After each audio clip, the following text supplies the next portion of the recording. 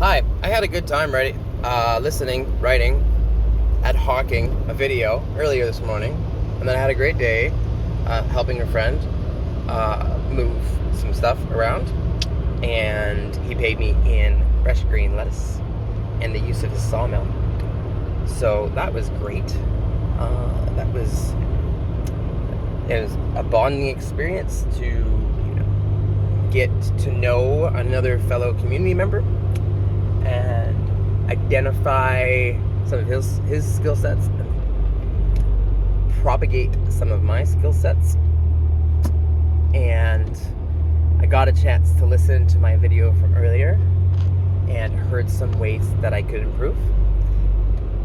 I am thinking about editing that video because it probably could be close to half the length without actually removing any content.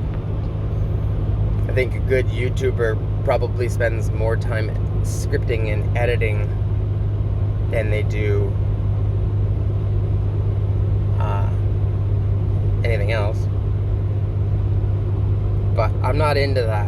I'm not actually into editing. That doesn't do anything for me.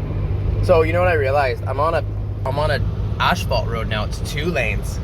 And so the thing about that is I'm at no additional risk of driving off the road or hitting another car. But I am at risk of getting pulled over for talking to my friend. But I could be talking to a friend here, but they're all busy like working or whatever they do. Because remember, like, we used to have people in the car with us? Like, what happened to that? So I'm just talking to my friend in front of me, beside me, and so I'm holding my phone, but I could be holding my gear shifter. So it actually doesn't make any sense there. And the difference is if my phone was on the dashboard, I could be looking at the phone and the road at the same time. But because I have to hide my phone, I'm actually more likely to be like distracted and not see something coming. And I totally get that. Now I actually have to use my shifter. And I totally get that distracted driving is actually more dangerous than drunk driving. That makes sense, because like when I was driving drunk, I was like really focused on the road. I was like, if I get into an accident, I'm really fucked. So I got to make sure that I don't fuck up. So I was really caring, but I was still sloppy. Like you're not functional when you're drinking. So oh, hi turkey. Anyway, texting and driving is bad because your eyes and focus are away from the screen, from the road. But talking is talking. So maybe I should just get a mount and hold it there, and then it won't be handheld. That's what I'm gonna do. All right. We're talking about creativity and how important it is, and we were talking about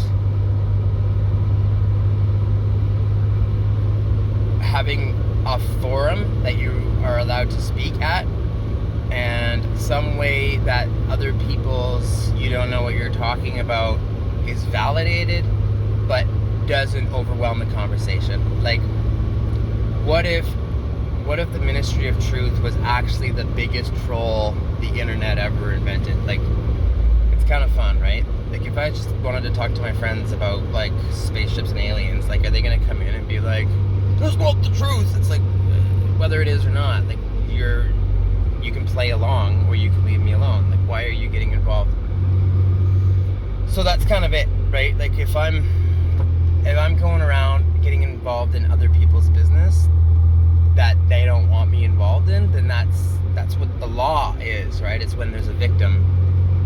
It's like when I've affected somebody else's freedom, there should be an authority that comes and says, "Hey man, you're being a dick." But what if it's the authority that's coming around and being a dick? "Hey, I want you to tell me exactly where your wells are. Hey, I want you to tell me exactly where your chickens are. Hey, I want you to tell me exactly how many cucumber seeds you bought."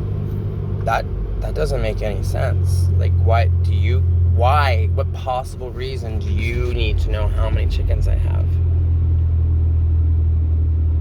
Because if I'm producing chickens and I harm someone with my chickens, yeah, there would be recourses from that. Like, that chicken hurt somebody. Oh, where'd you get it from? Like, you know what I mean? Like, so before anything happens, and isn't that the whole point of the law? Is like, I know that person is going to go do something wrong, but I have to wait for them to do something wrong in order to prosecute them for wrongdoing. But now we have, like, thought crimes. I don't know, I guess there was another YouTuber that said, like, someone should go bomb that building, and then there was this whole outcry, like, oh, they were just issuing,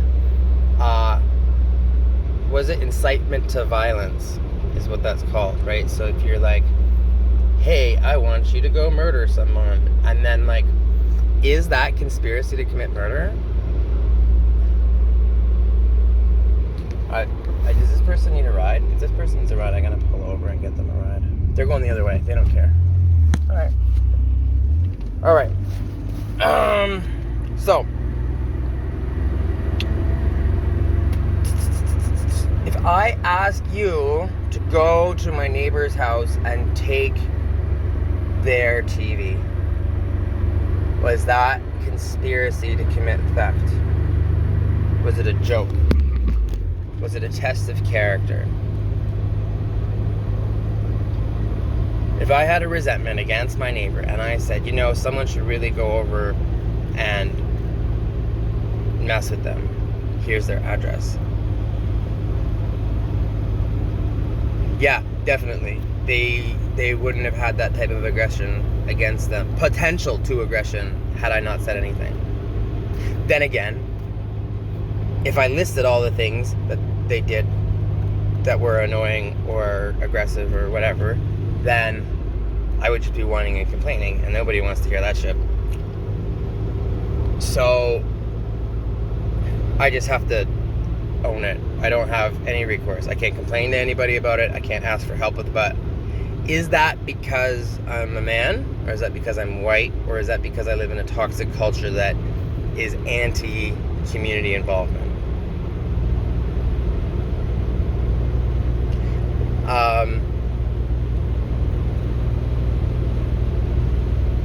Yeah, I don't know, anecdotally, like, when my wife and I were together, we lived in a bubble. We didn't go anywhere. We were just together, and we didn't really talk to anybody. And then,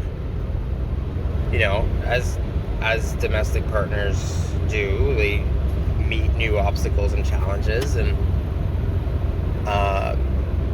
we both, reach out to resources available, and we go to, community services. The community services, hey, can you help us? Like, we're working through our new marriage, and so since going to community services, we're much more involved in the community, because we're going to lawyers, and we're going to doctors, and we're going to lawyers, and we're going to, like, it's a lot more community involvement.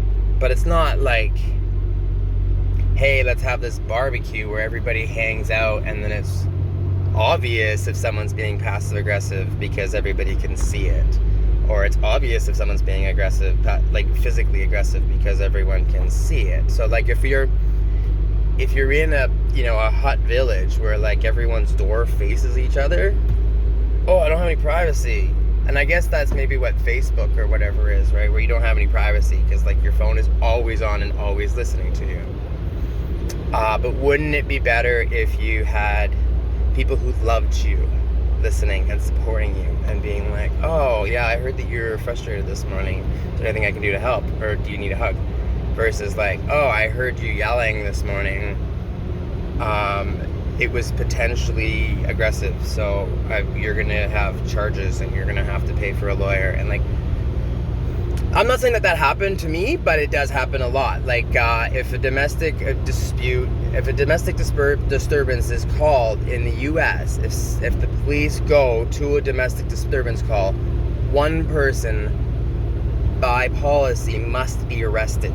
Maybe not charged, but if there's a domestic disturbance and they call the cops, and anybody who can hear it will call the cops. It's one of those, like, if you hear something, say something. Like, my picket fence was a little bit not white, so I called the cops. Like, they really call the cops.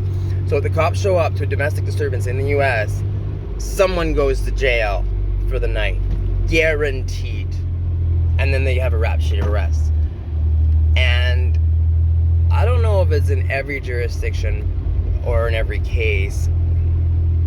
And I've actually seen on videos, people are like, I know it was her shit. I know she fucked up, but, you know, best thing for the situation is we'll bring you home, we'll bring you to that cell, and we'll get you a sandwich, and you can chill out there and let her cool off here at the house. Like, it's like, even, it's like men get arrested every time there's a domestic dispute call.